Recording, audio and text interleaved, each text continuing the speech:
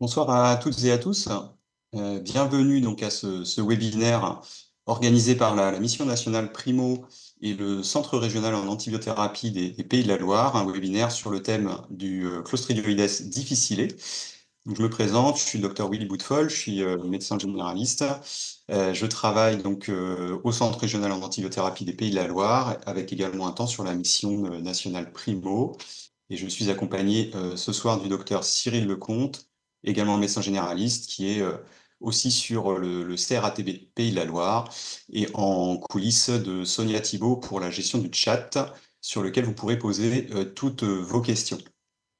Bonsoir. Côté intervenant, nous avons le plaisir ce soir donc d'accueillir le professeur Frédéric Barbu, qui est microbiologiste au CNR Clostridioides difficile sur Paris, ainsi que le professeur David Boutoil, infectiologue et chef du service de maladies infectieuses et tropicales au CHU de Nantes.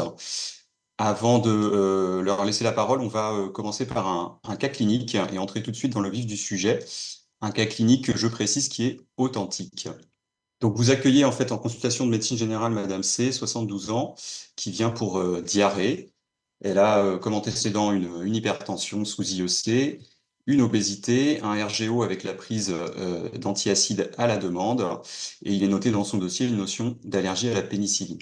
Madame C vous rapporte qu'elle a eu des soins dentaires il y a environ 2 semaines, avec au décours une mise sous clindamycine, du fait de cette suspicion d'allergie à la pénicilline, pendant une semaine. Elle dit que les diarrhées ont commencé à peu près 10 jours après la fin du traitement par clindamycine, avec une dizaine de selles par jour d'aspect très liquide. Quand vous l'examinez, il n'y a pas de signe de gravité particulier et assez logiquement, vous réalisez des coprocultures en précisant bien la recherche de Clostridioides difficile. Voici donc les premiers résultats que vous récupérez, donc des selles très liquides, type 7 sur l'échelle de Bristol.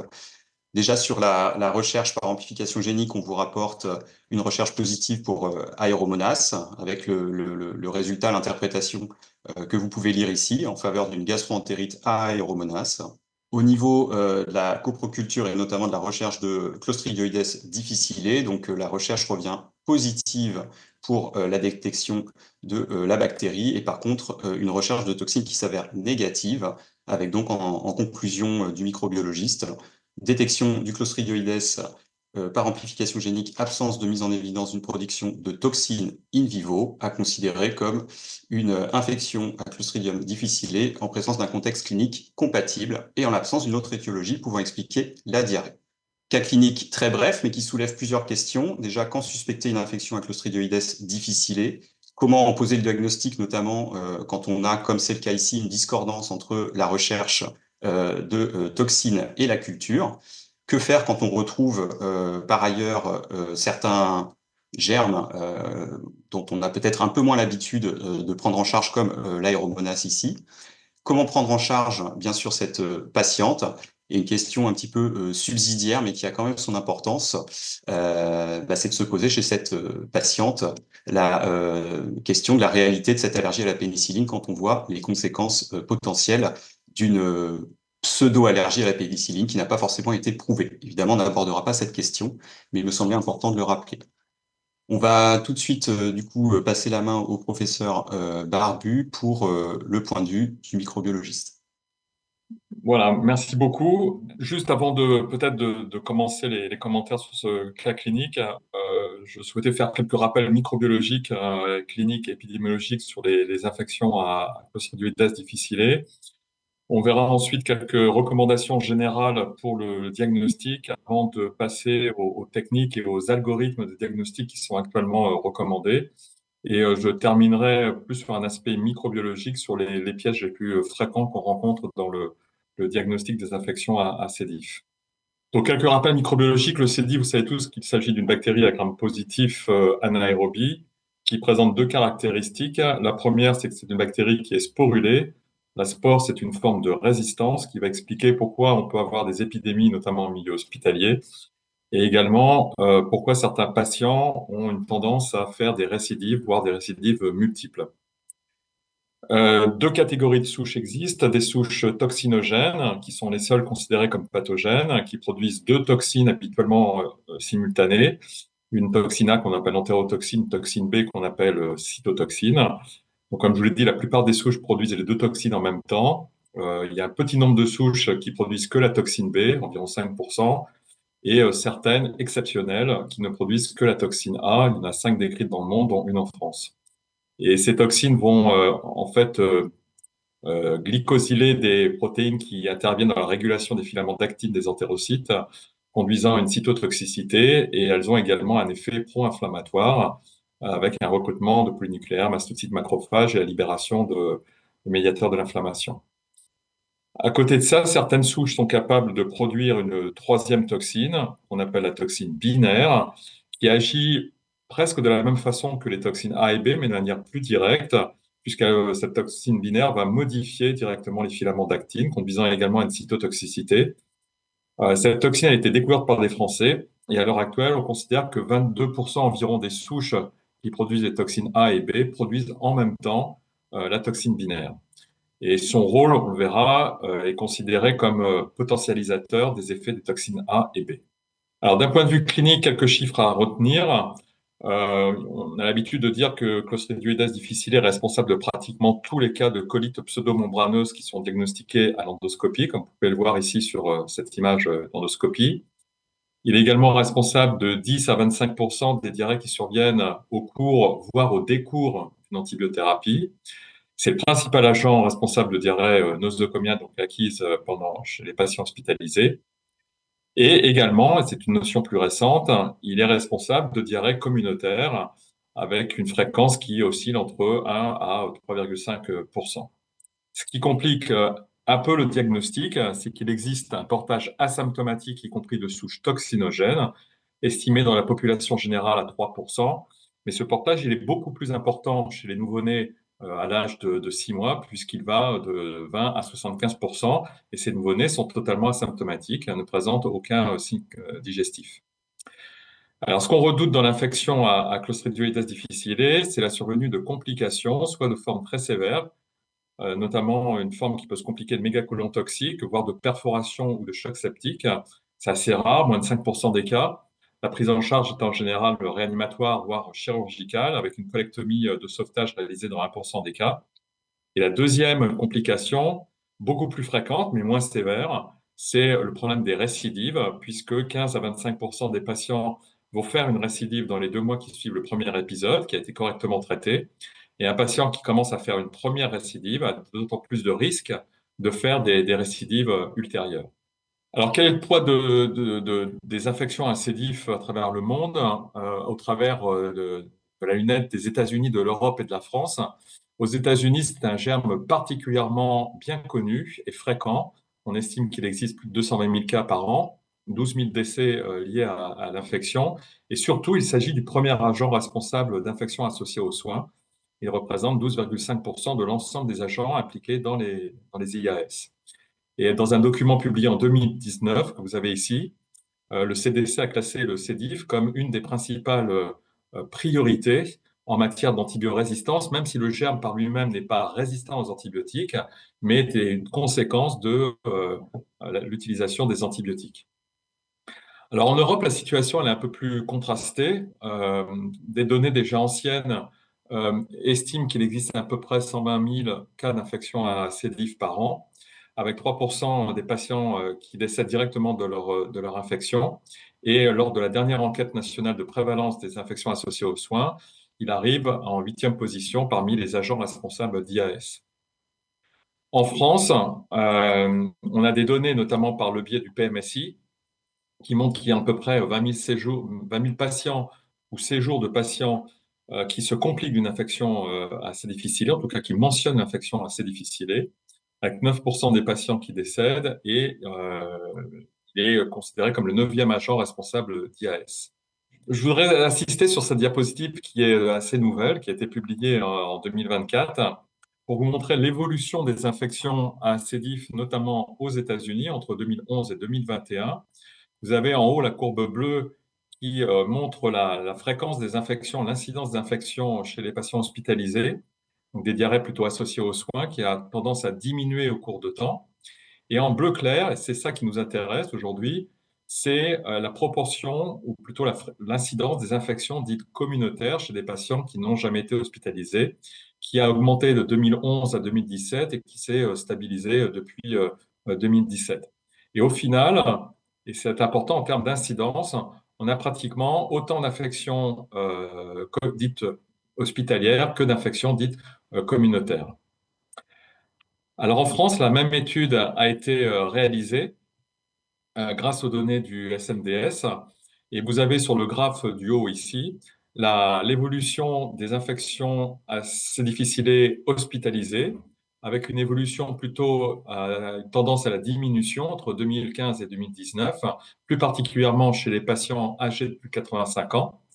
Et à l'inverse, pour les formes communautaires, ou plutôt les formes d'ICD traitées en ville, on a une tendance globale à l'augmentation d'année en année qui est visible dans toutes les tranches d'âge de la population, que ce soit les patients jeunes ou les patients plus âgés. Et au final, vous voyez que l'incidence arrive à peu près à un chiffre équivalent entre 30 cas pour 100 000 populations. Alors, cette étude est une étude française que j'aime citer. Elle a été réalisée auprès de médecins généralistes qui voyaient des patients qui souffraient de diarrhée, pour lesquels une coproculture a été prescrite, et on a recherché systématiquement le C. diff indépendamment de la demande du clinicien. Et parmi les 2500 patients qu'on a étudiés, on s'est aperçu qu'on avait 3,2% des patients qui avaient réellement un Clostridium difficile toxinogène dans les selles, et on avait 1,8% des patients qui avaient des toxines libres dans les selles. Donc, ça montre bien que C. difficile est un pathogène de première importance et en fréquence est le deuxième agent responsable de diarrhée dite communautaire. Alors, nous avons des recommandations à la fois européennes et américaines pour faire le diagnostic. Les recommandations européennes ont été publiées en 2016, les recommandations américaines en 2018. Elles sont, heureusement pour nous, relativement cohérentes les unes avec les autres. Juste avant de passer peut-être à différents aspects du diagnostic et aux algorithmes, je voudrais rappeler, notamment pour les biologistes de ville, que la nomenclature a changé depuis 2019 et que maintenant il existe un forfait pour le diagnostic des infections à C. diff qui comprend en fait toutes les étapes de l'algorithme que je vais vous présenter dans un instant. Et l'acte qui correspond à l'infection à C. diff, c'est l'acte 1033. Alors, avant de passer aux techniques, il y a des points importants à retenir concernant les recommandations générales pour faire le diagnostic. La première recommandation, c'est que seules les selles diarrhéiques, c'est-à-dire les selles prenant la forme du pot, du contenant, doivent être testées. Effectivement, il ne faut pas rechercher le C. diff sur des selles moulées, dans la mesure où il n'y a aucun intérêt à identifier les porteurs asymptomatiques de C. diff. La deuxième mesure importante, c'est de ne pas tester, ne pas rechercher le C. diff chez les enfants de moins de 3 ans. Effectivement, comme je vous l'ai dit en introduction, il y a un portage particulièrement élevé chez les enfants entre 6 mois et 1 an, qui peut aller jusqu'à 70%. Et ce portage est totalement asymptomatique. Donc, de temps en temps, néanmoins, sur demande du clinicien particulièrement motivé, notamment en cas d'épidémie ou chez des enfants atteints de maladie de Hirschsprung, où il a été décrit des cas potentiels d'infection assez difficile, on peut effectuer cette recherche, mais elle est très limitée et doit être dûment motivée. Un point très important concernant les recommandations générales, qui pour moi est le plus important, c'est que l'efficacité d'un traitement vis-à-vis de l'infection à C. diff ne se juge que par des arguments cliniques et surtout pas par une selle de contrôle au bout de 10 jours de traitement pour voir si on a éradiqué le C. diff. En effet, comme vous le montre ce graphique, à la fin d'un traitement de 10 jours par vancomycine ou par flagile, on a environ 7% des patients qui sont porteurs encore de C. diff alors qu'ils sont devenus totalement asymptomatiques. Et ce pourcentage augmente même dans les suites de ce traitement, puisque entre 1 à 4 semaines après la fin du traitement, on a près de la moitié des patients qu'on retrouve encore positifs avec une souche toxinogène, alors que leur diarrhée est totalement résolue. Le quatrième point, mais ça c'est un point qu'on connaît bien en infectiologie, c'est que si possible, il faut prélever les selles avant le début du traitement antibiotique. pour éviter une fausse négativation des résultats. Ceci a été parfaitement documenté dans cette étude qui a pris 51 patients qui avaient une infection assez difficile et qui a testé chacun des patients tous les jours après le début du traitement. Et vous voyez que très rapidement, on a une négativation des tests, notamment la PCR se négative dans 14%, 35% et 45% des cas après juste 1, 2 ou 3 jours respectivement. Donc ça montre bien qu'on peut avoir une négativation des tests biologiques lorsque ceux-ci sont réalisés après le début du traitement. Enfin, la dernière recommandation concerne les prélèvements de sel qui sont prélevés sur un écouvillon, ce qu'on appelle les rectal swabs. Vous savez que cet écouvillon est mis dans un liquide de transport. En général, c'est un milieu cariblaire, 2 à 5 ml. Et en fait, ce qui a été montré par rapport à un diagnostic fait à partir de sels natives, c'est que du fait de la dilution de l'écouvillon dans le milieu de transport, on a une perte de sensibilité des méthodes de diagnostic, que ce soit par PCR, par culture, par l'identification de la glutamate déhydrogénase ou de la recherche de toxines. Donc, il faut être conscient que toute celle prélevée sur un écouvillon euh, a une perte de sensibilité et donc peut conduire à un résultat faussement négatif. Alors voyons maintenant quelles sont les différentes techniques que l'on peut utiliser pour faire le diagnostic. On peut les catégoriser en trois groupes. Des techniques qui vont rechercher la présence de sédifs dans les selles, soit par culture traditionnelle sur milieu chromogénique. On a des milieux assez sensibles et faciles à utiliser qui permettent d'identifier aisément les colonies de Clostridium difficile que vous voyez ici. Ou alors, on peut utiliser des tests immunochromatographiques ou immunoenzymatiques unitaires, rapides, qui permettent de mettre en évidence une enzyme particulière de sédif qu'on appelle la glutamate déhydrogénase, la GDH. Et ces méthodes sont très sensibles, mais leur principal inconvénient, c'est qu'elles ne permettent pas de déterminer si la souche qui est présente dans les selles est toxinogène ou non. Le deuxième groupe de méthodes, ce sont des méthodes qui vont identifier les toxines libres directement dans les selles. Alors, il y a une méthode historique qu'on appelait en culture cellulaire qui n'est pratiquement plus réalisée à l'heure actuelle parce qu'elle est complexe et surtout le résultat nécessite 24 à 48 heures. Mais on a à l'heure actuelle beaucoup de méthodes disponibles sur le marché qui permettent de dépister par des tests unitaires la présence de toxines A ou B dans les selles directement. Alors, ces méthodes sont très spécifiques de l'infection à sédif, mais il a été montré qu'elles manquaient de sensibilité, et qu'on peut avoir des résultats faussement négatifs. Enfin, à partir de 2009, sont apparues des méthodes de biologie moléculaire, notamment d'amplification génique, qui permettent de détecter la présence d'une souche potentiellement toxinogène, mais on ne sait pas si les toxines sont réellement produites dans les selles. Donc, ces méthodes sont particulièrement sensibles, mais elles ne sont pas spécifiques de l'infection à sédif parce qu'elles ne permettent pas de faire la différence entre un porteur asymptomatique d'un patient réellement infecté. Donc, prudence avec ces méthodes. Alors, comme vous le constatez, il n'y a aucune méthode parfaite avec une forte sensibilité, une sensibilité élevée, une spécificité élevée, et c'est la raison pour laquelle les recommandations vont préconiser l'utilisation d'un algorithme de diagnostic.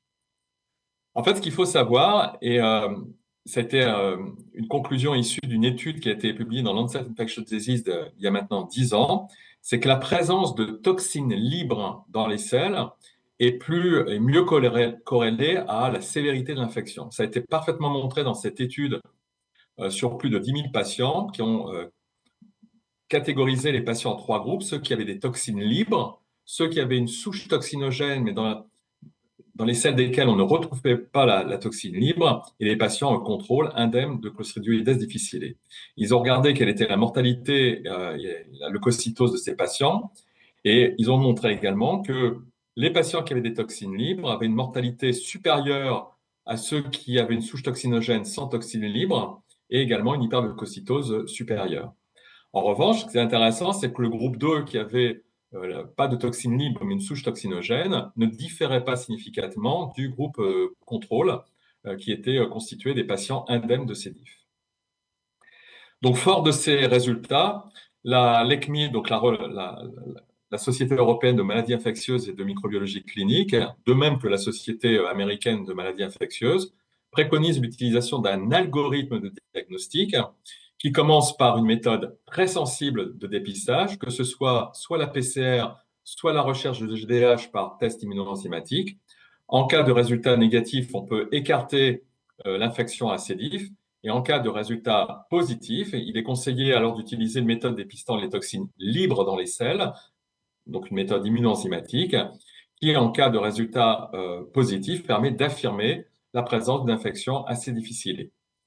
Alors, l'algorithme, c'est toujours compliqué à mettre en place au niveau d'un laboratoire, surtout quand il y a deux temps vraiment différents.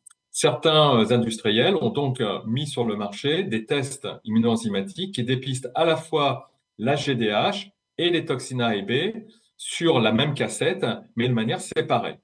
Si les deux cibles sont négatives, à ce moment-là, on peut exclure le diagnostic d'infection. Si les deux cibles sont positives, on peut affirmer qu'il s'agit d'une infection à C. diff. Et lorsque l'on a un résultat positif en GDH et négatif en toxine, à ce moment-là, ça peut vouloir dire deux choses. Soit il s'agit d'une souche non toxinogène, soit il s'agit d'une souche toxinogène, mais avec une production de toxines inférieure au seuil de sensibilité de la méthode. Il est alors conseillé de faire une méthode de PCR qui permet de trancher entre ces deux options. Et si la PCR est positive, à ce moment-là, on a réellement une souche toxinogène et on va faire une évaluation clinique par rapport à d'autres paramètres pour déterminer si le patient est réellement infecté.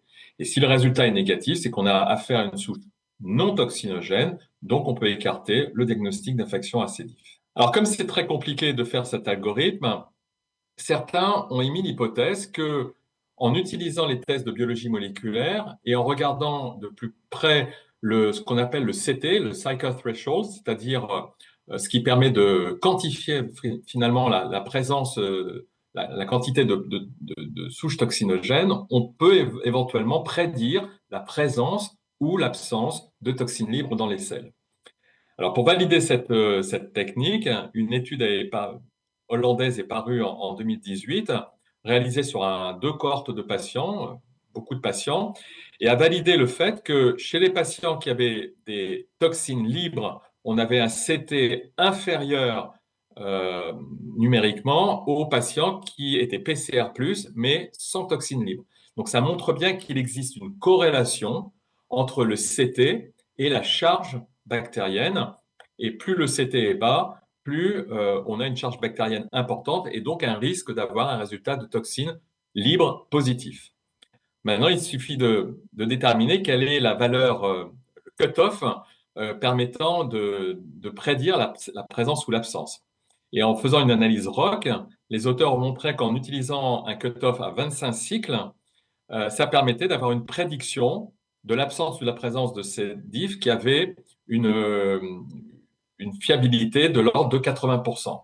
Alors, ça peut paraître beaucoup, mais en fait, c'est insuffisant pour utiliser un test de PCR seul pour prédire l'absence ou la présence de toxines libres dans les selles.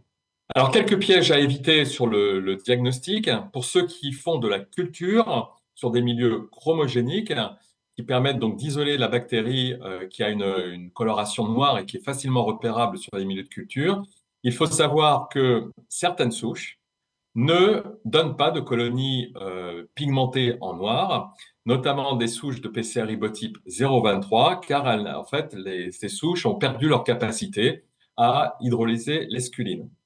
Or, ces souches de PCR ribotype 0,23 font partie on va dire, des 10 principaux PCR ribotypes qui circulent en Europe. Et donc, il faut se méfier lorsque l'on a, et c'est le cas ici en bas à gauche, une gélose avec un aspect de colonie ressemblant à ces diffs, mais dont les colonies ne sont pas pigmentées.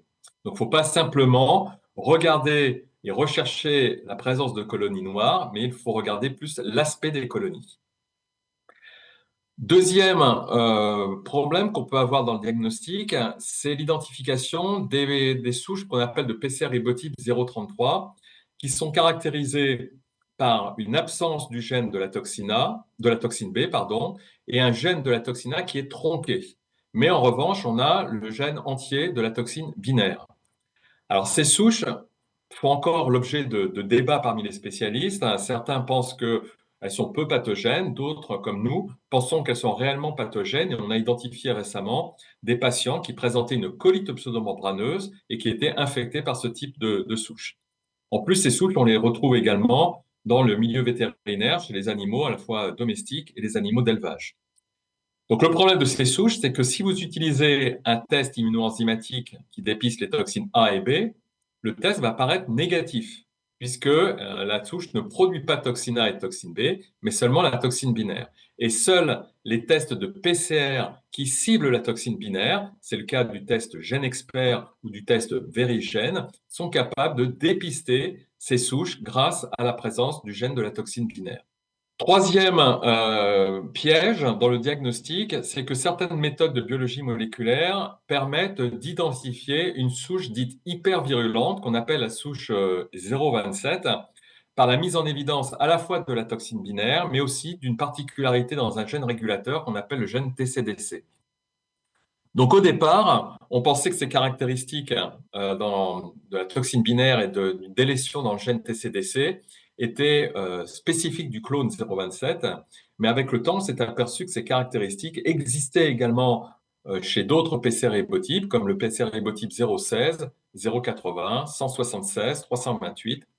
Et donc, la conclusion de ces observations, c'est que dès l'instant où vous avez une méthode de biologie moléculaire qui vous identifie de manière présomptive une souche 027, il faut absolument le confirmer, notamment par la méthode classique de PCR-ribotypage en électrophorèse capillaire, pour être sûr qu'il s'agit d'une souche de type 027 hypervirulente.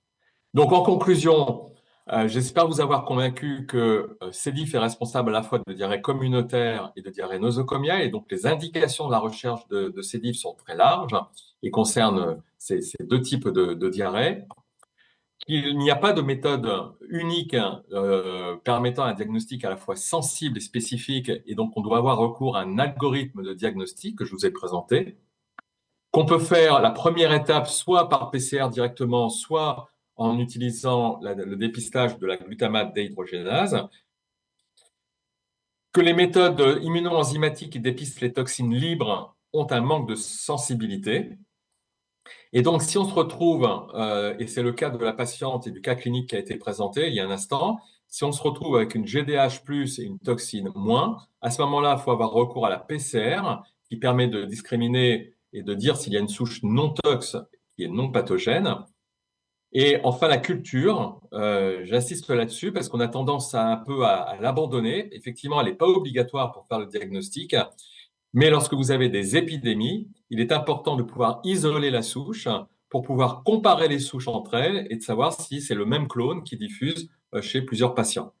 Donc, ce qu'on préconise, c'est de conserver les selles positives en GDH ou en PCR pendant 6 mois, et puis de faire un roulement permettant de ressortir et de recultiver les selles si on avait une épidémie, et de faire des méthodes de diagnostic, de caractériser les souches par des méthodes de whole genome sequencing. Voilà, merci beaucoup. Et je voudrais remercier en fait toutes les personnes qui travaillent au niveau du CNR. Je rappelle que le CNR, vous pouvez nous envoyer vos souches si vous avez une suspicion d'épidémie ou des formes sévères d'infection ou des récidives multiples pour qu'on puisse les caractériser. C'est gratuit et on vous rend les résultats en moins de 10 jours normalement. Merci beaucoup. Merci beaucoup, professeur Barbu.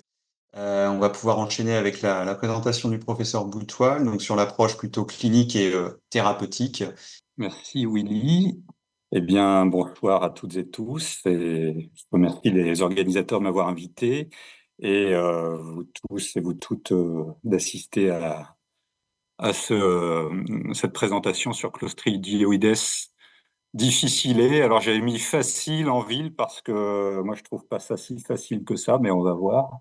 Et notamment le cas clinique de Willy. Mais on en reparle tout de suite. Mes liens d'intérêt pour cette présentation. Alors, j'ai parlé dans des symposiums pour deux produits dont je vais parler ce soir, hein, qui sont la fidaxomicine et le bezlotoxumab. Alors, si je reviens sur le cas clinique que j'ai trouvé très intéressant, j'ai mis en rouge les choses qui m'ont un peu percuté d'emblée quand Willy nous l'a présenté. Alors l'âge de la patiente, 72 ans, qui prend des IPP, qui a reçu de la clindamycine pendant 10 jours, dont les diarrhées ont débuté 10 jours après la fin du traitement, avec une forme qui est quand même assez intense, hein, une dizaine de selles par jour, très liquide. On va voir, je vais revenir sur ces éléments après. Et puis, sur les résultats de la bactério, parce que je les trouve enfin, ça illustre pas mal les dilemmes devant lesquels on peut se retrouver. Parce que là, on trouve un Aeromonas, une bactérie qu'on connaît pas toujours très bien, qui est mise en évidence là en PCR. Et donc, outre le Clostridioides, on pouvait se poser la question de la responsabilité. Alors, je travaille sans filet parce que je n'ai pas su la suite du cas clinique. Donc, tant pis, je vais m'avancer et on verra. Donc, l'aéromonas, j'ai mis un point d'interrogation, hein. C'est une bactérie qu'on trouve dans les milieux aquatiques et aussi beaucoup dans les produits de la mer, les coquillages et les poissons, avec une virulence qui est très variable, hein. On ne connaît pas bien d'ailleurs tous les facteurs de virulence de cette bactérie. Et puis une incidence de diarrhée qui est également très variable selon les pays. Ça ne vous étonnera pas de savoir que c'est en Asie qu'on en décrit le plus des diarrhées aéromonas. Pourquoi? Parce qu'évidemment, c'est là où on trouve des populations qui consomment énormément de poissons et de produits de la mer, et notamment des produits crus. Il y a une possibilité de portage asymptomatique dont on ignore la fréquence, mais ce qu'on sait, c'est que depuis que c'est intégré, enfin, depuis qu'on fait des diagnostics par PCR et qu'on a comme ça des panels multiplex, c'est bien, on a tendance à en trouver pas mal et probablement qu'il y a un certain nombre de faux positifs dans ces prélèvements. Ce d'autant que ça a plutôt tendance à donner des diarrhées aiguës qui vont être plutôt sécrétoire, auto-limité dans l'immense majorité des cas. Et puis, quelques cas de forme plus sévère chez des sujets fatigués, comorbides, immunodéprimés.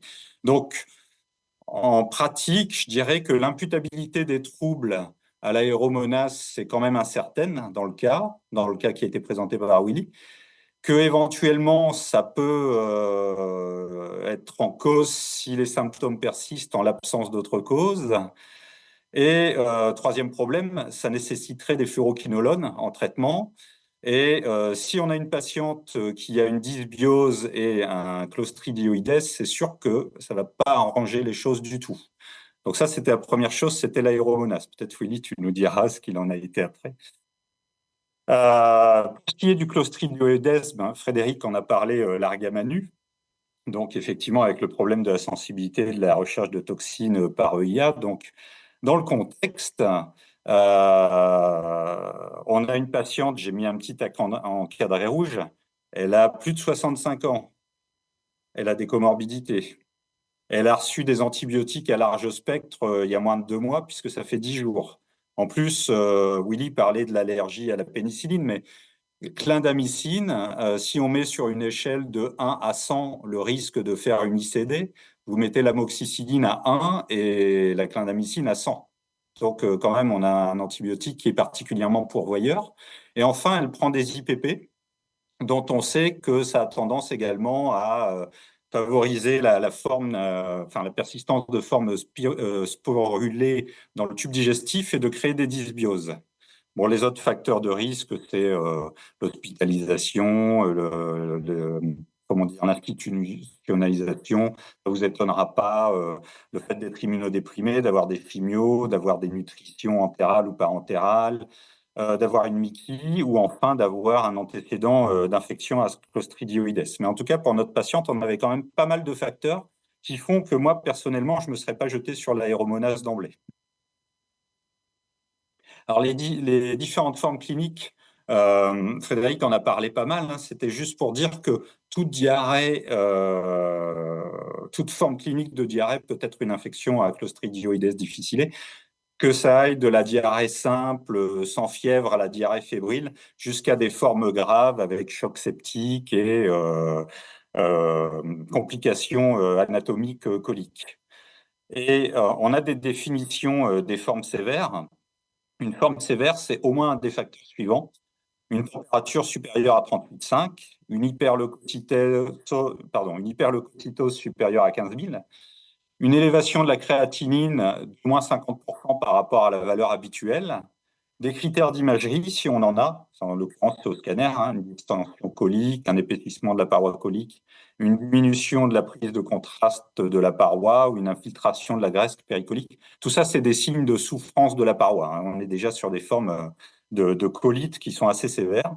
Et puis, on a les formes sévères compliquées qui sont gravissimes cette fois, hein. C'est des malades qui sont en état de choc, avec des lactates qui sont supérieurs à 5 millimoles par litre, ou s'ils ne sont pas encore en état de choc, ils vont l'être bientôt. Et puis, ça s'accompagne le plus souvent là, de complications anatomiques, hein, à type soit d'iléus ou de mégacolon toxique avec des dilatations du côlon suffisamment importantes pour qu'on craigne la perforation intestinale, qui est un autre stade effectivement de complication de ces formes sévères compliquées. Un seul de ces facteurs, que ça soit dans l'encadré de gauche ou dans l'encadré de droite, ça justifie qu'on hospitalise les patients. Alors, la prise en charge thérapeutique, il y a déjà des choses simples qu'on peut faire, mais auxquelles on ne pense pas toujours. Bon, l'arrêt des antibiotiques inutiles. Bon, alors, encore faut-il que les antibiotiques soient inutiles, mais parfois ça peut être juste, tiens, il a déjà eu 7 jours d'antibio, je vais peut-être pas aller jusqu'aux 10 jours que j'avais prévu, ou ainsi de suite. Vous savez qu'on a plutôt tendance à raccourcir les traitements. Donc ça, c'est une première chose. Ou alors, est-ce que vraiment on était devant une infection bactérienne ou pas? Il y a la balance bénéfice-risque derrière. Bien sûr, ce sont des patients qui peuvent se déshydrater, donc réhydratation, etc., si besoin. L'arrêt du loperamide. Le loperamide, c'est un facteur aggravant, hein, dans ces diarrhées parce que ça aurait tendance à faire évoluer les malades vers des formes potentiellement graves de type mégacolon, voire perforation. Et on sait que c'est un fléau, hein, dans les pays en voie de développement, le loperamide. Si on doit mettre un antidiarrhéique, ça sera plutôt le Turfan, hein, le racécadotril. Et puis revoir l'indication des IPP si besoin, hein. On a beaucoup de patients qui sont sous IPP. Est-ce qu'ils en ont vraiment tous besoin? Ça ressort quand même régulièrement comme un facteur favorisant. Alors, il y a le cas particulier des patients pas graves, pas de fièvre, pas d'hyperleucocytose, etc. Ils ont une diarrhée sous antibiotiques. L'indication des antibiotiques paraît pas forcément indispensable. On n'est pas dans une situation d'épidémie, on n'est pas devant un clone hypervirulent a priori. Bon, c'est une situation de diarrhée simple. On peut se permettre de tenter l'arrêt de l'antibiothérapie sans autre traitement et voir si le malade s'améliore dans les 48 heures. Ça justifie bien sûr que le malade soit pas ait aucun critère de gravité, évidemment, hein. Et puis, il y a des recommandations thérapeutiques qui ont été remises à jour par la Société européenne de pathologie infectieuse en 2021, que je vais vous exposer là. Alors, il y a un tableau là qui est bien fait, il est en anglais, mais les molécules portent le même nom, hein, de toute façon. Et puis, il est quand même assez facile à comprendre. Et je vais vous redétailler un petit peu ces différentes phases de toute façon, en commençant par l'épisode initial, où vous voyez ici, en fait, il y a deux molécules qui sont recommandées, qui sont la fidaxomicine et la vancomycine, et que le métronidazole, pardon, arrive loin derrière. On n'a pas d'autre choix possible, et notamment quand les options préférées ne sont pas disponibles. Et on va en reparler tout de suite après. Alors, le traitement de l'épisode initial, le traitement de référence, c'est la fidaxomicine. C'est un traitement oral. C'est un comprimé 2 fois par jour, per pendant 10 jours. En deuxième intention, les propositions de ces recommandations sont soit la vancomycine, 25 mg par jour, per. Alors, il n'y a pas de forme orale en France, hein, donc on utilise les ampoules destinées à l'IV qu'on ouvre et qu'on fait boire aux malades, hein, c'est pas du tout gênant, pendant 10 jours, et j'ai mis une astérisque. Il ne faut pas qu'il y ait de facteur de risque de récidive. S'il y a des facteurs de risque de récidive, et les facteurs de risque de récidive, vous voyez, on les atteint vite quand même, hein. L'âge supérieur à 65 ans, la survenue de l'ICD en institution, une hospitalisation dans les 3 derniers mois, une antibiothérapie concomitante ne pouvant être interrompue, des IPP qui ont été débutés durant l'épisode actuel et qui ne peuvent pas être interrompus, ou un épisode antérieur d'ICD. Tous ces critères sont des facteurs de risque de récidive. Et dans ce cas-là, il faut non seulement privilégier la fidaxomicine, mais éventuellement discuter un protocole d'administration étendu, que je vais vous présenter tout de suite après par rapport au traitement standard de 10 jours. Et vous voyez, le troisième intention, c'est le métronidazole uniquement si ni la fidaxomicine ni la vancomycine, ne sont disponibles. Alors pourquoi cette désaffection, si on peut dire, du métronidazole? C'est sur des études qui sont déjà anciennes, qui avaient montré l'infériorité du métronidazole par rapport à la vancomycine, et notamment dans les formes sévères. Et puis, faute de temps, je ne vous présenterai pas des études qui ont montré aussi que les risques de récidive avec le métronidazole sont plus importants, notamment qu'avec la fidaxomicine. C'est pour ça que cette molécule a été rétrogradée en troisième position. Fidaxomicine versus vanco. Eh bien, si on s'intéresse aux études de phase 3, qui datent déjà de 2011, vous voyez la fidaxomicine en bleu foncé, la vancomycine en gris. Eh bien, si on regarde la guérison de l'épisode, ça se vaut. Les résultats sont identiques. Par contre, si on regarde les récidives, eh bien, on voit que clairement, il y a moins de récidives avec la fidaxomicine, et même il y en a 2 fois moins de récidives avec la fidaxomicine, puisqu'on parle en pourcentage ici. Ce qui fait qu'en résultat global, correspondent à guérison de l'épisode plus récidive, eh bien, on a une supériorité de la fidaxomicine par rapport à la vancomycine, qui explique son positionnement en première intention. Alors, les récidives, c'est un problème, Frédéric, on a parlé. Plus on récidive, plus on va récidiver. Là, vous avez le taux de récidive après l'épisode initial, donc on a dit 15 à 25%, mais dès qu'on a une première récidive, le risque de récidiver, ça va être 45%, et si on en a une deuxième, on atteint 65%. Donc on est dans une espèce de cercle vicieux qui est lié à plusieurs problématiques.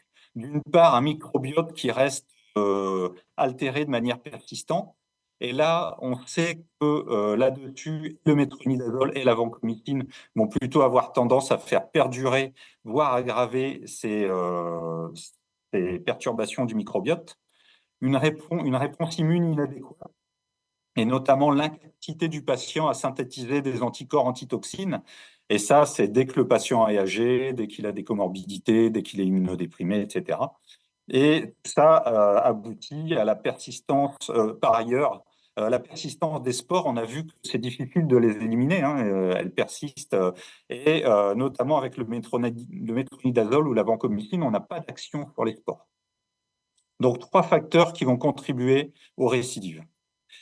Alors, le protocole Extend en facteur de risque de récidive, dont je vous parlais tout à l'heure, ça date d'un essai qui a comparé Extend en dispensation étendue versus Vanco. Alors, c'est quoi la dispensation étendue? On fait 5 jours de fidaxomicine à dose normale, c'est-à-dire 2 comprimés par jour. Et si le malade s'est amélioré, ensuite, on passe à un comprimé de fidaxomicine un jour sur 2. Nous conduit à 25 jours. On a au total la même quantité de comprimés que si on avait donné 10 jours. On a les résultats qui sont ici. C'était comparé à la vancomycine en traitement standard 10 jours.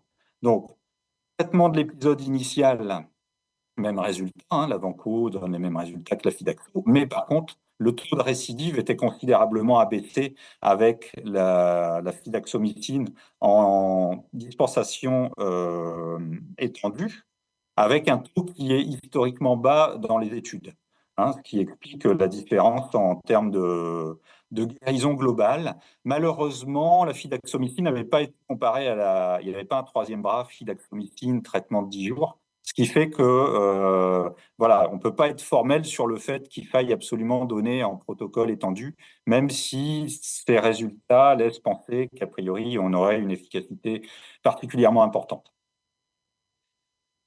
Alors, le problème, vous le connaissez toutes et tous, si vous exercez en ville, c'est que ni la fidaxomicine ni la vancomycine ne sont disponibles en ville. On peut continuer d'ailleurs à se demander pourquoi, parce que autant il y a quelques années, la fidaxomicine, ça coûtait 1 200 € la boîte. Maintenant, on a regardé, là, avant de faire ce topo, ça coûte 60 €. Donc, la justification du prix paraît quand même maintenant complètement déplacée. Toujours est-il que quand vous avez un épisode de clostridioïdes difficile et que vous souhaitez privilégier des molécules qui sont indiqués en première intention, eh bien, il faut passer par une prescription hospitalière. Donc, en fait, le biais qu'on a trouvé, enfin, que vous trouvez, c'est de faire appel à un hospitalier. Alors, quand c'est nous, c'est soit par téléexpertise, et c'est vrai qu'on a tendance, nous, à vous demander de privilégier cela parce que ça vous permet de nous donner le contexte et puis les résultats du labo, un peu comme dans le cas clinique que Willy nous présentait tout à l'heure, ce qui nous permet d'analyser un peu la situation, etc. Soit vous passez par la hotline infectiologique. Alors, pour les du THU de Nantes, elle fonctionne jour sur 7, mais en semaine, l'après-midi uniquement, il faut passer par le standard. Et vous savez, les difficultés qu'on peut avoir à joindre quelqu'un à l'hôpital en passant par le standard. Donc, je me permets de vous donner notre lien Omnidoc de téléexpertise si vous avez besoin, pour ceux qui exercent dans notre ville ou dans notre département. Alors, dans les malades récidives, ça va se compliquer. Alors, qu'est-ce que c'est qu'une récidive?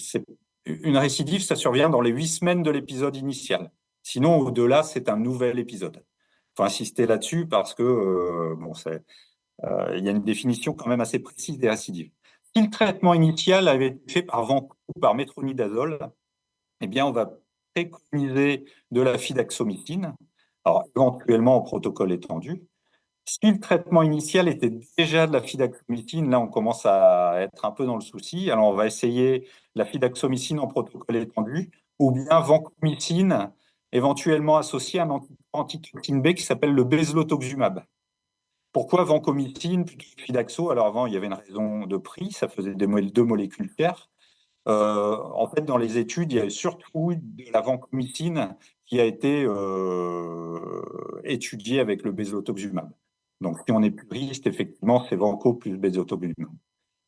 Et s'il n'y a pas de disponibilité de l'un ou l'autre, de la fidaxomicine ou du bezlotoxumab, eh bien, on peut tenter la vancomycine en posologie dégressive. Alors, vous voyez, ça nous mène sur quasiment un mois et demi de traitement. On baisse progressivement la vancomycine de moitié, comme ça, pendant 5 semaines. En troisième alternative, on va dire. Et au-delà de cette première récidive, dès qu'on arrive à la deuxième récidive, clairement, vous avez vu, les taux de récidive sont phénoménaux après. Donc, c'est la place de la transplantation fécale. On retraite l'épisode initial et puis on va très rapidement à la transplantation fécale qui, clairement, a montré une efficacité remarquable. C'est 94% de guérison sans rechute à 10 semaines. Si on ne peut pas faire de la transplantation fécale parce que ça se fait pas partout, et je pourrais en reparler après s'il y a des questions là-dessus, eh bien, on peut tenter un traitement standard, Fidaxo ou Vanco, plus bezlotoxumab, anticorps antitoxine B. Parlons un peu des mesures d'hygiène, notamment si vous bossez en institution, en EHPAD, etc. Qui dit Clostridioides difficile dit risque d'épidémie et transmission inter-malade facile. Donc, il faut une chambre individuelle. Il faut éviter les déplacements, bien sûr, à l'extérieur de la chambre. Pour les soignants, il faut des surblouses, port systématique de gants à usage unique, du matériel dédié si possible, et pour les soins mouillants ou souillants, un tablier plastique à usage unique. L'évacuation des selles, elle se fait par la filière d'Asri.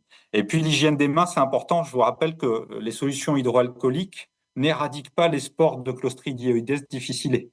Il faut un lavage mécanique. Donc, on se lave les mains à la solution hydroalcoolique avant d'enfiler les gants. Et avant de quitter la chambre, on enlève les gants, on se lave les mains de manière mécanique au savon doux, à l'ancienne, j'aurais tendance à dire. On rince, on sèche, puis on fait une application de solution hydroalcoolique. Et ça, c'est particulièrement important. Et en termes de maîtrise de l'environnement, vous avez la possibilité soit d'un nettoyage à l'acide peracétique avec un protocole en un temps, soit d'un protocole qui utilise l'eau de Javel avec un nettoyage avec un détergent et après rinçage, une désinfection à l'eau de Javel. Donc les deux protocoles sont validés par le Haut Comité de santé publique et la Société d'hygiène hospitalière. En conclusion, donc, si on fait un résumé, le métronidazole n'est plus recommandé. la fidaxomicine est le traitement de première intention du premier épisode et de la première récidive. Et en cas de deuxième récidive, eh bien, c'est la place de la transplantation fécale ou bien du traitement fidaxo ou vanco avec un anticorps anti-toxine B. Je vous remercie. Donc, on va pouvoir passer aux questions. Cyril, je te laisse la parole. Bonsoir, merci pour ces interventions qui étaient déjà très claires et un double merci parce qu'en fait on avait plein de questions qui étaient arrivées avant de débuter le webinaire et vous avez répondu quasiment à toutes. Ça veut dire que vous étiez vraiment dans l'attente des auditeurs. Alors, pour commencer sur les questions, la principale question qui est revenue vraiment régulièrement, c'est l'accès à la Fidaxo et en deuxième ligne à la vancomycine. Alors, vous y avez un petit peu répondu, notamment sur ce qu'on propose de faire dans le 44, mais est-ce que, par exemple, est-ce que vous avez des données sur est-ce qu'il est prévu que la délivrance hospitalière soit levée ou est-ce que ce sera toujours le parcours du combattant? Parce que si on veut respecter finalement les recommandations, c'est pas simple et en discuter autour, ne serait-ce avec mes collègues au corps à midi, c'est que par facilité en ville, enfin, on a tendance à, voilà, à aller plus facilement vers le flagile, alors que c'est pas ce qui est recommandé, notamment pour les risques de récidive. Alors moi, j'ai pas d'infos malheureusement, malgré une tentative d'intervention de la Société de pathologie infectieuse de langue française récente auprès de la NSM. Je ne sais pas si Frédéric a plus de données. La NSM a été effectivement saisie du problème, qui était à l'étude, mais à la vitesse de la NSM. D'autant qu'il n'y a plus de frein Ouais. financier maintenant. Hein. Donc vraiment. Ouais. Mais c'est voilà, c'est un réel problème qu'on rencontre. On a un gros service de gastro à Saint-Antoine et ils se plaignent effectivement de rendez-vous, de deuxième rendez-vous de patients qui veulent la Fidaxo, qui sont obligés de repasser par la gastro et d'avoir un rendez-vous en gastro pour avoir une prescription hospitalière. Tu as très bien souligné la problématique. Donc, c'est connu, ça avance, mais pour l'instant, on n'a pas de solution à fournir clé en main. C'est vrai que pour nous, c'est pas confortable non plus parce qu'on fait des prescriptions pour des patients qu'on ne voit pas. Et bon, il faut un dialogue. Bon, vous avez vu un petit peu tous les éléments. C'est vrai que c'est important pour nous d'être sûr que le malade est bien de la diarrhée, bien sûr, hein, qu'il n'est pas juste un prélèvement positif, parce que on a bien vu que une infection à Clostridioides, c'est et la diarrhée et le prélèvement positif. Parfois, ils n'ont plus de diarrhée. Et donc, il n'y a plus d'indication à un traitement, ça c'est important. Et puis, c'est vrai qu'on aime bien avoir le détail des tests. Hein, vous avez vu, il y a les algorithmes à interpréter. Et puis aussi, si c'est une récidive, et donc l'intervalle de survenue par rapport au précédent épisode. Et puis, vous avez vu un petit peu les médicaments favorisants, bien sûr, les antibiotiques, les IPP, etc. Donc, c'est un ensemble de données qui sont importantes pour nous aussi. Et moyennant quoi, on fait régulièrement des prescriptions. Et le problème, après, c'est qu'il faut qu'il y ait quelqu'un qui vienne chercher l'antibiotique à la pharmacie de l'hôpital. Si je peux faire un commentaire, dans le cas clinique qui a été rapporté par Willy, je trouve remarquable la conclusion qui est faite, parce que souvent on a des problèmes de conclusion dans le bilan bactériaux, et la conclusion là est tout à fait adéquate. C'est-à-dire qu'ils disent bien qu'il y a une présence d'une souche toxinogène et l'absence de toxine libre mérite une interprétation au regard de la présentation clinique. Alors, pour rester sur le traitement, j'ai une question sur la fidaxomicine chez l'insuffisant rénal et dialysé chronique. Est-ce qu'on a des données? Oui. Alors globalement, nous, on les utilise l'argamanu en néphro-immuno, hein, là où les patients sont dialysés, etc. Il y a zéro absorption digestive. Hein. C'est d'ailleurs probablement pour ça que ça marche bien. Hein, ou la vanco, quand vous l'administrez Péros, c'est absorbé à 0%. Vous avez une absorption à 0, donc il n'y a vraiment aucun problème.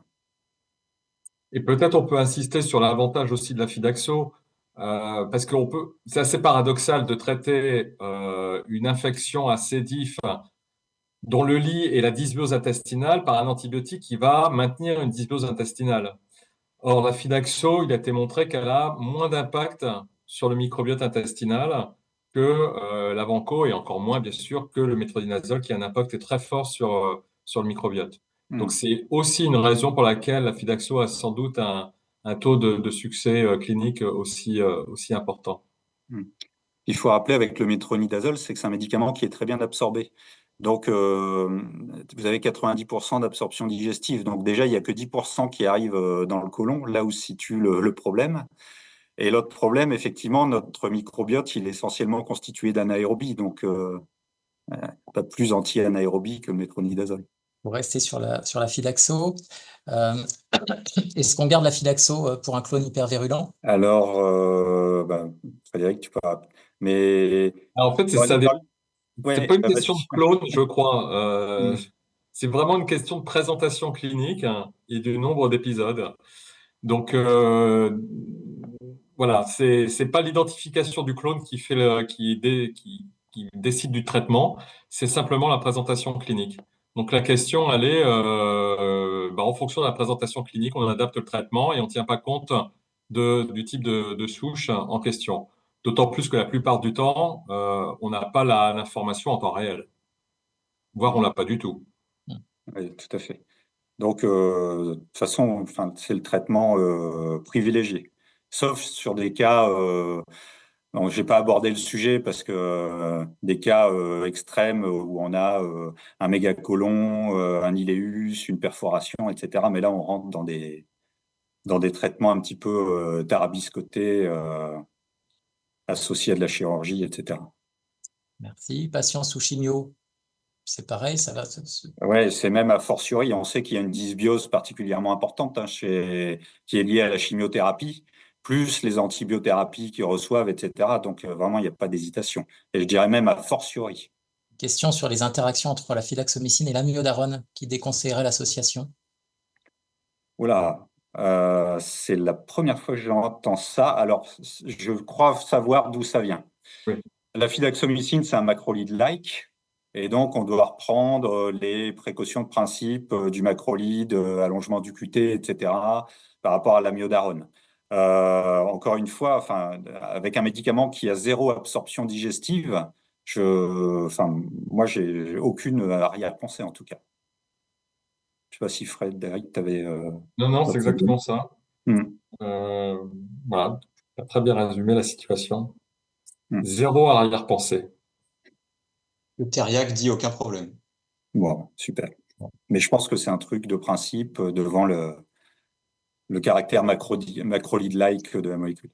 Des questions sur le diagnostic microbio. La première question, c'est qu'est-ce qu'on doit prescrire sur l'ordonnance pour le labo de ville?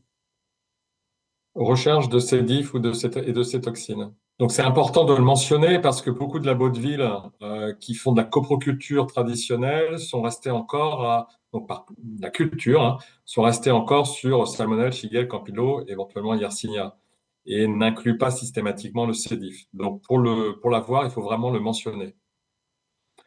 Après, il y a beaucoup de gros laboratoires de ville qui font maintenant du diagnostic par approche syndromique, par PCR.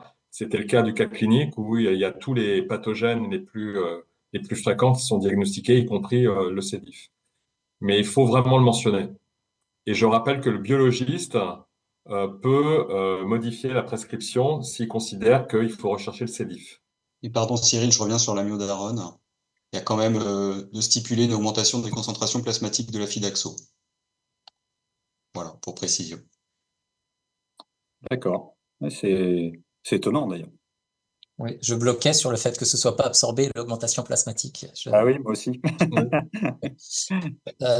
J'ai une question sur la Sécu qui ne rembourserait pas la PCR.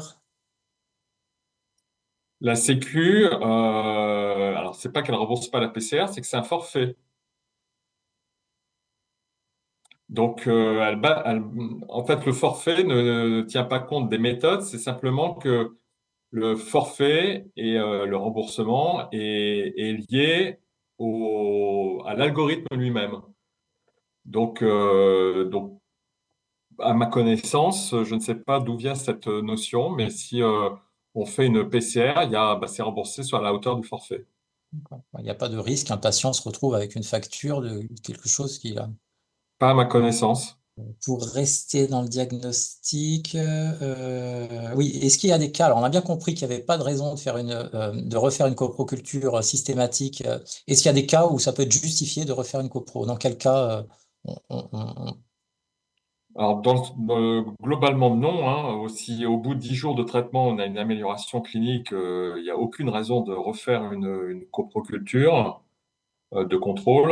Là, on pourrait être amené éventuellement à faire une copro de contrôle. C'est un patient qui, allez, 3 jours après l'arrêt de la Fidaxo, reprend une diarrhée. À ce moment-là, il faut faire une copro pour savoir s'il s'agit d'une récidive. Probablement, il s'agit d'une récidive, mais il faut le confirmer par un test diagnostique. Donc, c'est un peu à distance quand même des 10 jours. C'est pas pour vérifier l'efficacité du traitement, c'est simplement parce qu'on s'interroge sur l'étiologie de la récidive, s'il s'agit toujours du C. diff ou éventuellement d'un autre pathogène qui pourrait être responsable de la réapparition de la diarrhée. D'accord. Alors j'ai une question qui vient directement avec celle-ci, c'est en cas de suspicion de récidive, quel délai pour ne pas être sur la positivité du premier épisode? Bah, théoriquement, au bout de 10 jours, on a une négativation des toxines rapides et un peu moins de la culture. Donc, en fait, dès l'instant où le patient reprend une diarrhée après une amélioration, à ce moment-là, on peut refaire un diagnostic et rechercher avec l'algorithme mentionné le C. diff. Merci. L'intérêt des probiotiques pour la prévention des infections à Clostridium post-antibiothérapie. C'est un vaste sujet. Difficile de tirer des conclusions claires. Une fois on en a, une fois on n'en a pas, mais on n'a jamais les mêmes formulations. Les analyses sont très difficiles. Il y a eu un seul essai randomisé versus placebo qui était l'essai Placide en 2013, où le critère principal, c'était la survenue d'une diarrhée associée aux antibiotiques et qui n'a pas retrouvé de différence. Mais le problème dans cet essai, où il y avait quand même 3000 patients, c'est qu'il y avait très peu d'infections à Clostridioides difficile. Donc, en fait, on n'a jamais eu de preuve de l'intérêt. À part à titre individuel, les patients, on sait bien quand on leur donne des probiotiques, il y en a pas mal qui se sentent beaucoup mieux sur le plan digestif quand ils prennent des antibiotiques. Mais une fois que l'infection à Clostridioides difficile est déclarée, là, globalement, il n'y a probablement pas grand intérêt. On peut peut-être ajouter que ni la Société européenne de maladies infectieuses, ni la Société américaine ne recommandent l'utilisation de probiotiques dans la prévention des diarrhées à C. diff chez les patients qui prennent des antibiotiques. Et comme tu l'as mentionné, en fait, probiotique, c'est un terme générique qui comprend énormément de choses. Ça peut être une bactérie, ça peut être un mélange de bactéries, ça peut être même des levures comme Saccharomyces boulardii. Donc, en fait, quand on fait des méta-analyses, tu l'as très bien montré, David, les résultats sont complètement euh, sont pas significatifs parce qu'on mélange des choux et des carottes. Et donc, on aboutit à une absence d'effet significatif. En revanche, certains probiotiques, je pense notamment au Saccharomyces boulardii dans une étude déjà ancienne, a montré un certain degré de protection, mais avec une posologie qui était très importante, hein. C'était 1 gramme par jour pendant 30 jours après le début de l'antibiotique. C'est ça, oui. C'était les posos qu'on avait avant en sachet, je me souviens, d'ultra-levure à 500 mg, alors que maintenant, si je me trompe pas, c'est dosé à 200. Merci. Une question sur l'apport de l'anapate. Quand on a des cas très suspects avec une copro qui n'est pas en faveur, qui est négative, et qu'on a un retour d'anapate qui nous dit biopsie colique très évocateur de colite à Clostridium. Il y a l'anapate et puis il y a l'aspect Endoscopique. macroscopique déjà, hein, de la colite pseudomembraneuse, hein, avec ces espèces de patchs d'ulcération de la muqueuse qui sont évocateurs. Là où ça peut être compliqué, c'est chez des malades d'hémato notamment, où outre Clostridioides, vous avez d'autres, il y a le CMV, il y a il y a la GVH, il y a des facteurs confondants qui parfois font que ça peut être assez compliqué. Mais c'est vrai que même avant l'anapate, on peut être amené à faire une recto pour aller chercher des arguments déjà macroscopiques, visuels en faveur d'une colite pseudo-membraneuse quand on n'est pas, dans certains cas particuliers. Parce que c'est vrai qu'avec les techniques diagnostiques qu'on a, on va rarement à la rectosigmoïdoscopie maintenant. Ça peut être dans les Mickey, etc., où parfois c'est pareil, c'est pas facile de faire la part des choses. Question d'hygiène, la durée d'isolement. Alors, et aussi la question, elle est posée en établissements médico-sociaux. Et moi, je pense indirectement, qu'est-ce qu'on peut conseiller aussi en ville, quoi, enfin, pour le patient en ambulatoire, aussi bien enfin, en termes d'hygiène, de prévention et d'isolement et de mesures d'hygiène pour le patient au domicile. C'est une bonne hygiène déjà, et notamment une bonne hygiène des mains, une désinfection peut-être des toilettes justement à l'eau de Javel, et puis limiter si possible les contacts avec d'autres personnes fragiles et éviter que quelqu'un prenne des antibiotiques dans le logement familial, si je peux dire. Et en institution, c'est assez bien validé, hein, c'est au moins 48 heures sans diarrhée. Donc, au-delà de 48 heures d'arrêt de la diarrhée, on peut lever les mesures d'isolement. C'est basé sur le fait que la dissémination des spores de sédif chez un patient diarrhéique est très importante. Donc, quand le patient est diarrhéique, mais beaucoup moins quand le patient est non diarrhéique. Et pour compléter ce que disait David sur les mesures en milieu, enfin chez soi, en milieu communautaire, hormis la désinfection des toilettes après chaque selle, il n'y a pas grand-chose d'autre. Et l'hygiène des mains, bien sûr. Il y a des documents qui circulent dans les réseaux des CEPIAS à destination justement des patients qui rentreraient chez eux avec un traitement acédif et qui s'interrogeraient sur les mesures à mettre en place chez eux. Donc, c'est accessible en ligne sur le site du CEPIAS, notamment celui de Paris. Merci. Et alors, je m'excuse vraiment si j'ai loupé ce passage, mais la durée des diarrhées, rapidement, on va avoir une amélioration, mais je pense que les diarrhées peuvent persister.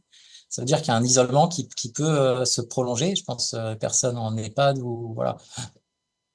Alors, la durée d'amélioration sous traitement, avec de la Fidaxo, on considère que c'est 3 jours, allez, maxi 4. Avec le métronidazole, on sait que les gens s'améliorent plus lentement, ça va jusqu'à 5 jours. Si vous avez 0 amélioration entre 3 et 5 jours, c'est que ça marche pas. Donc, il faut se poser des questions ou sur le diagnostic ou sur la thérapeutique. Ça sur la surveillance du traitement, David, mais alors du coup, pour l'isolement, si on garde des selles, enfin un transit qui est perturbé pour le coup malgré tout, même s'il y a une amélioration, on garde les gens isolés jusqu'à 48 heures après retour au transit. A priori. Ouais, merci.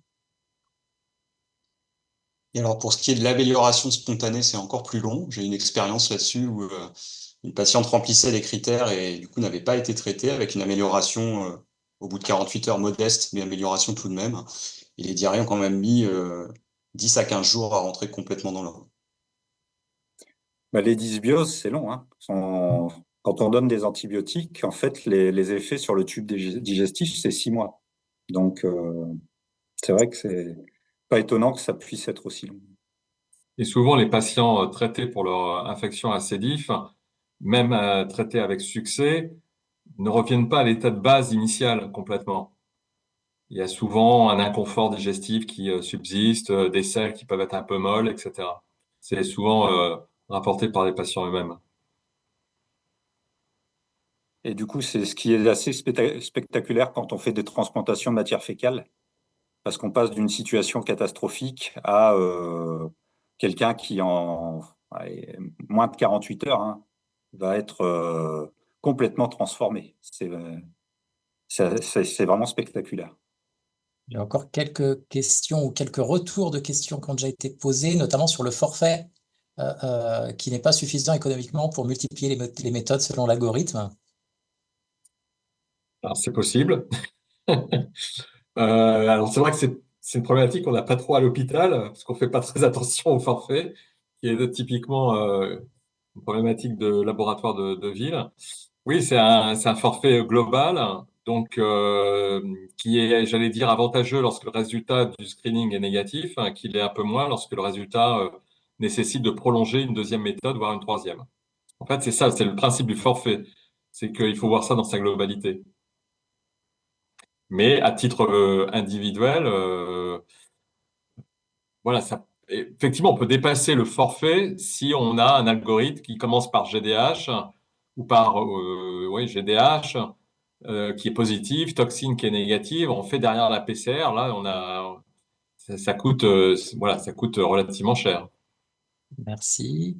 Je n'ai pour l'instant pas d'autres questions. Par contre, j'ai beaucoup de remerciements pour votre présentation et la clarté de votre présentation. Je n'ai pas d'autres questions sur le chat pour l'instant. Vu qu'on a un peu dépassé, on va peut-être pouvoir. Juste en conclusion, du coup, excuse-moi, oui, je suis très bavard, tu sais. Sur les transplantations de matière fécale, bon, pour l'instant, on transplante encore à partir de donneurs dans les services de gastro, etc. Il y a pas mal de travaux parce que ça reste compliqué, ça se fait pas partout, pour qu'on puisse faire de la transplantation un de ces jours en gélules, etc. Donc, pour l'instant, il y a un effet dose, donc c'est pas forcément évident. La plupart des essais ont montré des résultats inférieurs à la transplantation classique, mais bon, il y a énormément de recherches et d'essais là-dessus. Donc, probablement que dans les années qui viennent, ce sera beaucoup plus simple de faire de la transplantation de matière fécale. À suivre, et donc même au-delà des ICD d'ailleurs, la transplantation fécale a sûrement encore pas mal de choses à dire. Je vous propose peut-être qu'on clôture le webinaire. David et Frédéric, merci encore vraiment beaucoup pour vos présentations de qualité et les réponses aux nombreuses questions. Merci à toutes et tous de nous avoir suivis et pour vos questions. Merci à Jean-Paul pour la technique. Et bien, bonne soirée à tous et puis à bientôt. Merci encore. Merci beaucoup. Bonne soirée. Merci beaucoup. Bonsoir. Au revoir.